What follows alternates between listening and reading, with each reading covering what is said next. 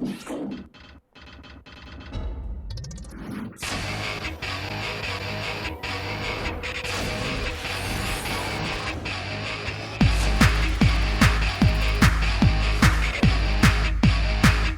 people, voodoo people. We live in a digital age. From the invention of the wheel all the way to the iPhone, technology rules our lives as if it's our oxygen. Imagine how someone in the 90s would react if they had a glimpse of our age right now. I want to focus on a movie that always stuck with me while growing up. Hackers. The voodoo, hoodoo, what you don't dare do, people. There were plenty of movies that used hacking as a plot device before, and these kinds of movies do make me want to scream sometime, just because of how unrealistic they are. No way. I'm getting hacked. Oh, Portsky? Oh, this is not good. We're using our connection to the Infos database. Sever it. I can't. It's a point attack. He or she is only going after my machine. From the bizarre computer screenshots to the random gibberish the actors spit out that has nothing to do with real-life hacking. I'll create a GUI interface using Visual Basic. See if I can track an IP address. Is that a 12 core? 16. Wow. What makes hackers so interesting, however, is its look into the underground culture of hackers, specifically the young generation. Please deposit $5 for the first minute. Thank you. No, thank you. Quick, what name does the news and media usually label hackers as? Terrorism, full cyber terrorism. And be afraid, be very, very afraid of cyber war. The film opens with a SWAT team surrounding a house with guns and heavy artillery. Some serious business. Knock it down. We're led to believe that within the house is a dangerous and malicious person, but what's revealed though is that they were looking for an 11-year-old kid. Dade Murphy, who calls himself Zero Cool. His computer virus crashed 1,507 systems, including Wall Street trading systems, single-handedly causing a 7-point drop in the New York stock market.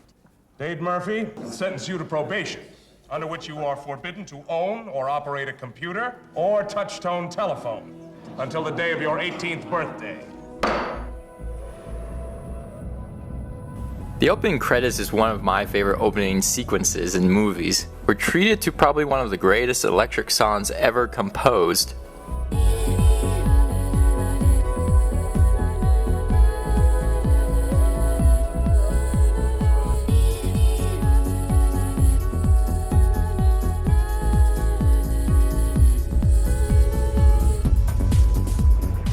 Well, it's Dade's 18th birthday, and what does he do upon turning 18? I'm taking over a TV network. Dade, played by Johnny Lee Miller, is no longer Zero Cool. Instead, he's now Crash Override. So-called American Indians, Latinos, and blacks come from a genetically mediocre stock. Yak. Being aware of racial division Get a job. than I am. It's not long until Dade comes in conflict with another hacker named Acid Burn, played by Angelina Jolie, her first film in a leading role. It's too much machine for you. Yeah? And out of all the films that she's in, this is still my favorite role that she plays. Throughout the entire movie, the two of them are pinned against each other. They both fight with each other over cyber turf. They both organize pranks against each other. They have a battle in an arcade. They even have a contest as to who can hassle a Secret Service man the most through information alteration. Throughout Dade's stay in New York, he meets other various hackers. There's the Freak. You don't hack a bank across state lines from your house. You get nailed by the FBI. Where are your brains? In your ass? The wannabe hacker Joey. Joey, one more dude at you and I'm gonna slap the shit out of you, okay? Now I try to save you from yourself, but you gotta stop letting your mama dress you, man. You hopeless. Lord Nikon. What, your mom buy you a pewter for Christmas? Zero Cool, crashed 1,507 systems in one day. I thought you was black, man. And then there's my favorite, Serial Killer. Eyes on Fruit Loops. A wake-up call from the Nintendo generation. Whoa, this isn't woodshop class? Look at him. This man is a psychotic cartoon character. Oh crap! Matthew Lillard is the same guy who played Shaggy in the Scooby-Doo movie. Every line that this man says is pure gold. Well, one of the hackers one night hacks into a major corporation and finds a file that so happens to be a money worm. You see all of this? This is every financial transaction Ellingson conducts. The worm eats a few cents from each transaction. And when the worm's ready, it zips out with the money and erases its tribe. Which belongs to this guy, the Plague. Never fear. I is here. Well, the Plague is now in trouble because someone has a copy of his worm. So what does he do? He plants a virus inside an oil tanker system, which would cause the tankers to sink and create a major environmental catastrophe, and frames the young hackers, convincing the feds to go after the teenagers and retrieve back his file.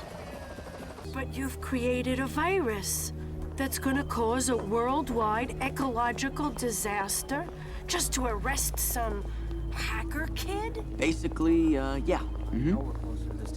The Plague, knowing Dade's past, forces him to rat out on his friends by holding his mom's background information hostage. You lay a finger on her and I'll kill you. Kid, don't threaten me.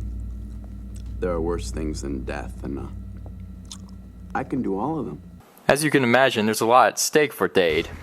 Dade and his friends are now running from the law and have to bring to light the corporal conspiracy.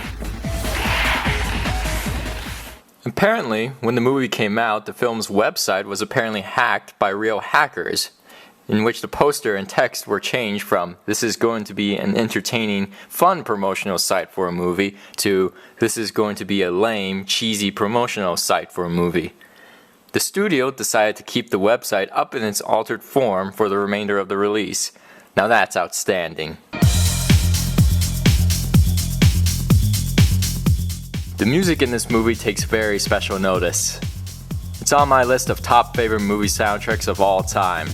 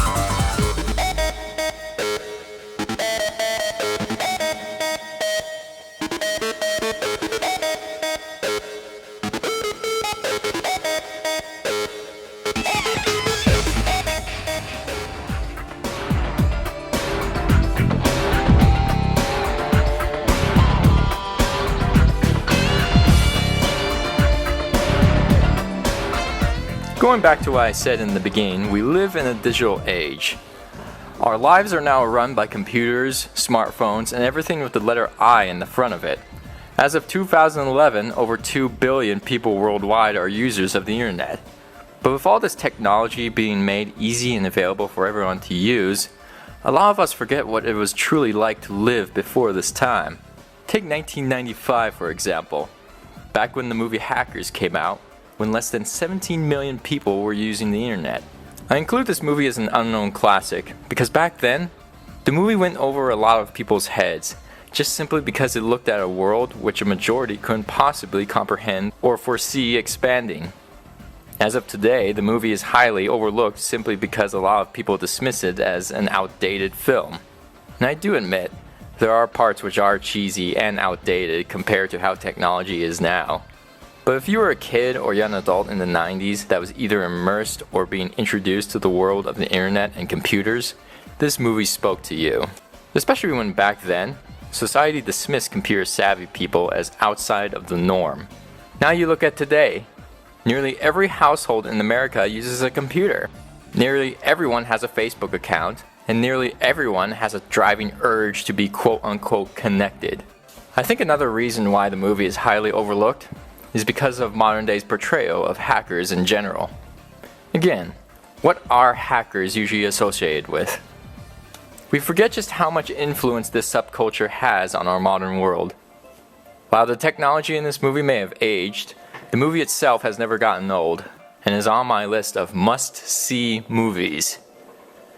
The trailer of the film leaves you with the tagline, United Artists welcomes you to the new world. "We are now living in that new and very different world today. This is Hackers."